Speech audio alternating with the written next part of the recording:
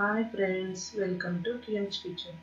ఈరోజు టమాటో ఊరగాయ ఎలా చేయాలో చూసేద్దాం. ఇది ఎక్కువ కాలం ఉంటుంది.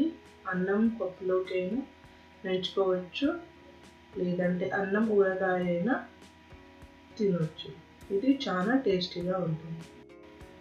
ముందుగా నేను 1/2 kg టమోటా తీసుకున్నాను.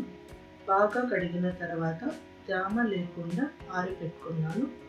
ఆరబెట్టుకున్న తర్వాత టమోటాని చిన్న చిన్నగా కట్ చేసి పెట్టుకున్నాను. ఇప్పుడు నేను 50 grams చింతపండు తీసుకున్నాను. ఇప్పుడు స్టవ్ పైన ఒకటి కడాయి పెట్టి దాంట్లోకి టమోటాలు మళ్ళీ తీసి పెట్టుకున్న చింతపండుని వేసి లో ఫ్లేమ్లోనే పెట్టి దాన్ని కొంచెం ఫ్రై చేసుకోవాలి.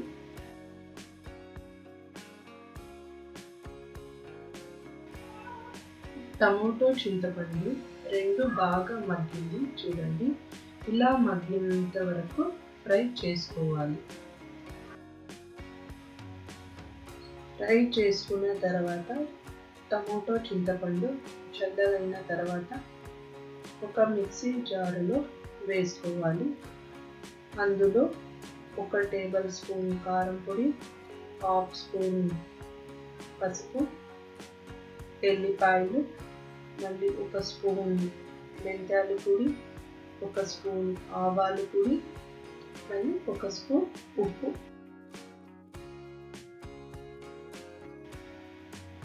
ఇవన్నీ వేసుకొని స్మూత్గా పేస్ట్ చేసుకోవాలి.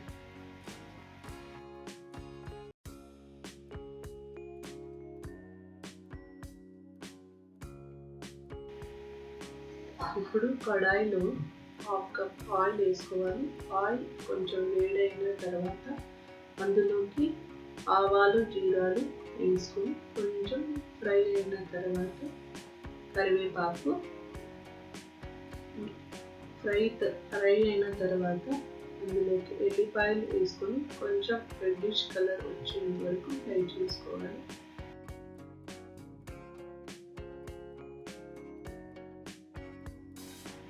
ఎల్లిపాయలు ఫ్రై అయిన తర్వాత 1 టేబుల్ స్పూన్ శనగబ్యాళ్ళు, మళ్ళీ 1 టేబుల్ స్పూన్ ఉద్దిబ్యాళ్ళు, 2 ఎండుమిరపకాయలు వేసి ఫ్రై చేయాలి.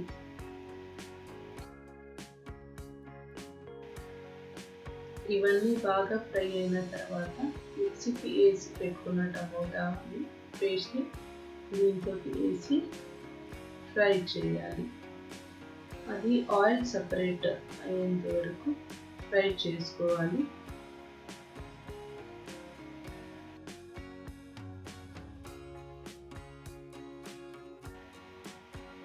చూడండి, ఆయిల్ సపరేట్ అయ్యేంత వరకు ఇలా ఫ్రై చేసుకోవాలి.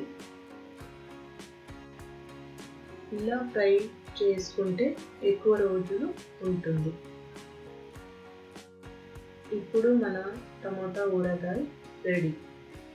ఈ ఊరగాయని మేము వేడి వేడి అన్నంలో కలుపుకొని తింటే చాలా టేస్టీగా ఉంటుంది. Thanks for watching Kian's kitchen. ఈ వీడియో మీకు నచ్చినట్లయితే షేర్ చేయండి, లైక్ చేయండి అండ్ ఈ ఛానల్ని సబ్స్క్రైబ్ చేయండి.